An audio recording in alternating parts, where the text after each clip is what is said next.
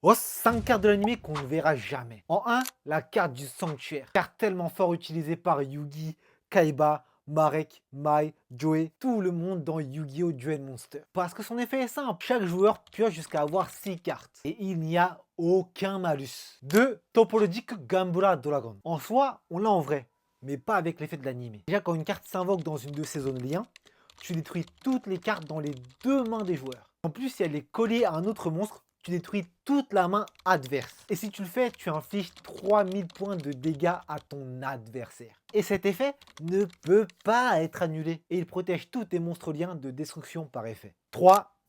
Band Castle. Carte utilisée par Yuri, un des antagonistes de Yu-Gi-Oh! Arc V. Annule les effets de toutes les cartes de ton adversaire face visible. Ces monstres ne peuvent pas attaquer. Et pendant la stand-by phase de ton adversaire, il perd 800 points pour chaque carte qu'il contrôle. Et la seule contrepartie, c'est que tu dois sacrifier un monstre près de la plante pour qu'elle reste. 4. Le château doré de Stromberg.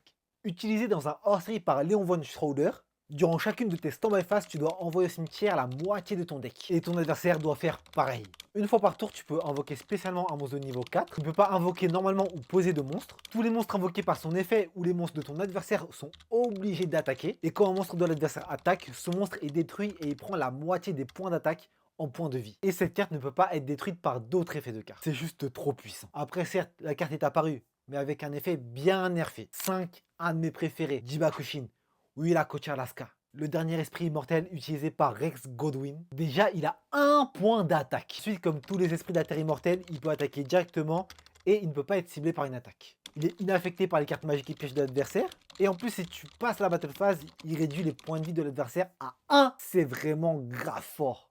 Alors, t'aimes bien ce top? Quelle carte t'aimerais voir?